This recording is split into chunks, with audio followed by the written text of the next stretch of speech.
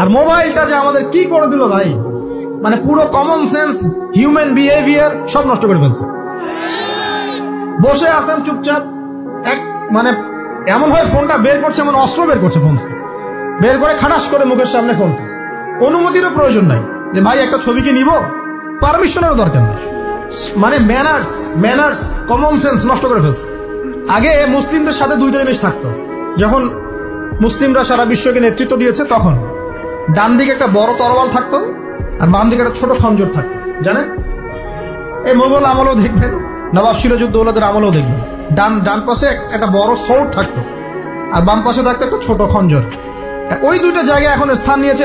ডান পকেটে একটা বড় স্মার্টফোন আর বাম পকেটে ছোট একটা আবার কথা বলা ফোন। মানসিকভাবে আমরা সুস্থ নই এখন। আল্লাহ পাক আমাদেরকে বোঝার তৌফিক দেখ।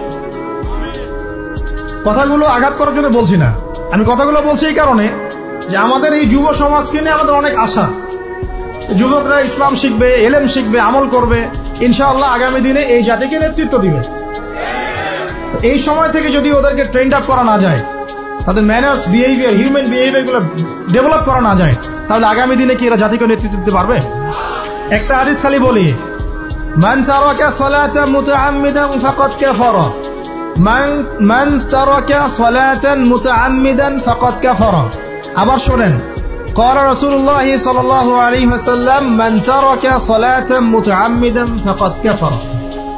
আর মুয়াজ বিন জাবাল রাদিয়াল্লাহু আনহু কে নবীজি বলেছেন, মান তারাকা সালাতা মুতাআম্মিদান ফাকাদ বারিয়াত মিন জিম্মাতিল্লাহ। যে ব্যক্তি নিজের উপর ফরজ নামাজ ছেড়ে দিল, সে কুফরি করলো, সে কুফরি করলো, সে কুফরি করলো। মুয়াজ বিন জাবালকে নবী সাল্লাল্লাহু আলাইহি ওয়াসাল্লাম বলছেন, যে ব্যক্তি ফরজ নামাজ ইচ্ছা করে ছেড়ে দিল, সে ব্যক্তি আল্লাহর জিম্মা থেকে মুক্ত হয়ে গেল। নামাজ ছাড়বেন প্রিয় ভাই, 5 ওয়াক্ত নামাজ জামাতের সাথে ইনশাআল্লাহ। আল্লাহ আমাকে তৌফিক দেখ, আপনাদের সবাইকে তৌফিক দান করুন, আমিন। জামাত যদি না পান, একা পড়ে নেবেন, ঠিক আছে? যদি ঘুমিয়ে থাকেন, ঘুম থেকে উঠে পড়বেন। ভুলে গেছেন, যখন মনে হবে তখন পড়বেন। ওযু করার পানি নাই, কি করবেন?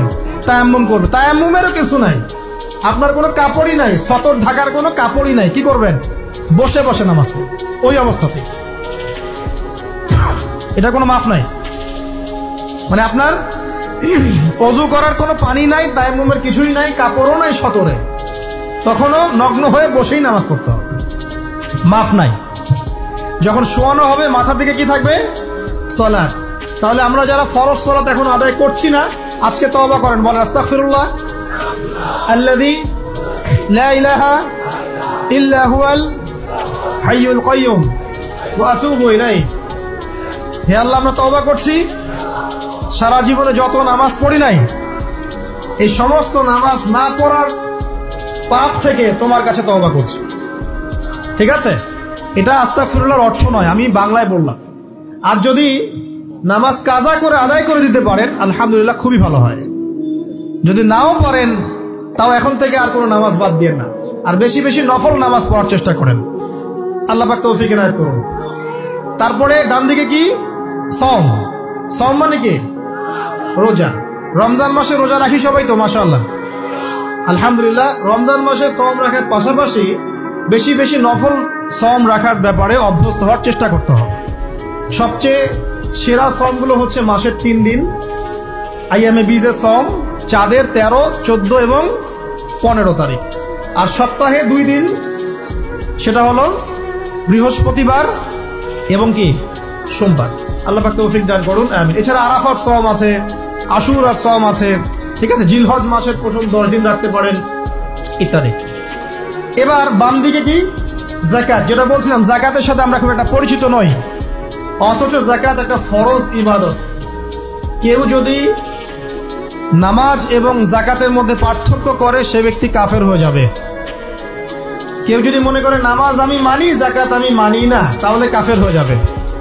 নিসাব পরিমাণ সম্পদ হলে প্রত্যেক মুসলিমের উপর যাকাত ফরজ, ঠিক আছে?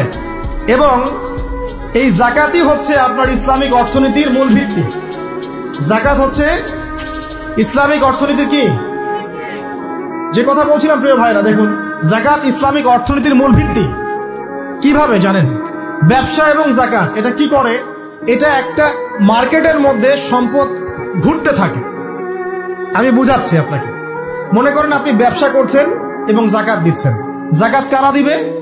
যারা জাকাতের নিসাব পরিমাণ সম্পত্তি রাখে, মানে কিছুটা ধনী তারা। তো তারা ব্যবসা করছে, মাশাআল্লাহ।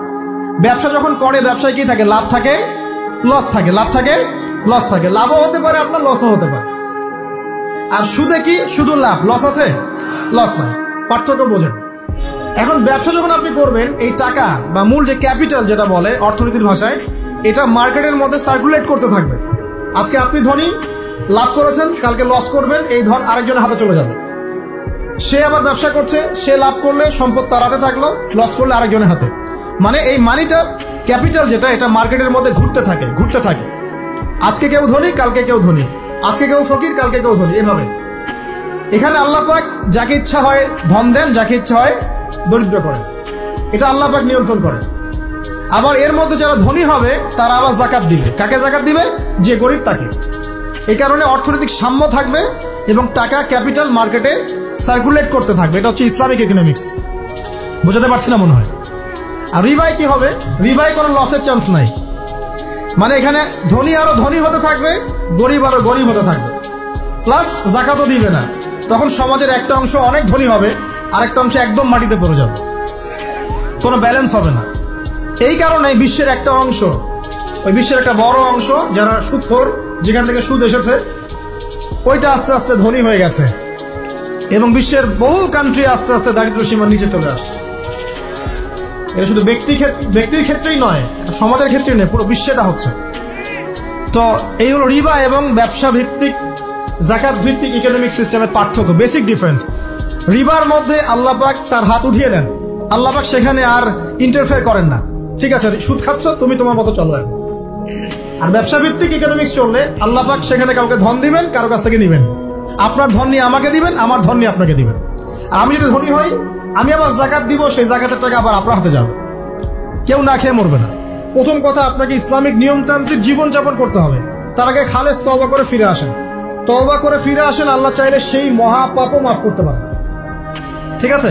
ইসলামিক নিয়মতান্ত্রিক জীবনযাপন করেন, নামাজ কালাম ঠিকঠাক মতো পড়েন, কোরআন তেলাওয়াত করেন, আল্লাহর জিকিরকে বাড়ায় দেন, আল্লাহর কাছে বেশি বেশি দোয়া করেন, চোখের পানি ছেড়ে দেন, পরকালের ফিকির করেন, কবরের ফিকির করেন। ইনশাআল্লাহ এই সমকামিতা বলেন, জেনা বলেন, পরকিয়া বলেন, হারাম গান বাজনা বলেন, এগুলো আপনার মন থেকে উঠে যাবে ইনশাআল্লাহ। আপনার মন এগুলোতে সায় দিবে না ইনশাআল্লাহ আযজা ওয়া জাল। আর সর্বশেষ কথা হলো, এটা এই জিনিসগুলোকে যারা প্রমোট করে, এইসব প্রিন্ট এবং ইলেকট্রনিক মিডিয়াগুলোকে বর্জন করে, যারা এগুলোকে প্রমোট করতেছে, যেখানেই সমকামিতা সেখানে আল্লাহর আযাব নেমে আসবে। এমন আযাব নেমে আসবে যেটা আপনি কল্পনা করতে পারবেন।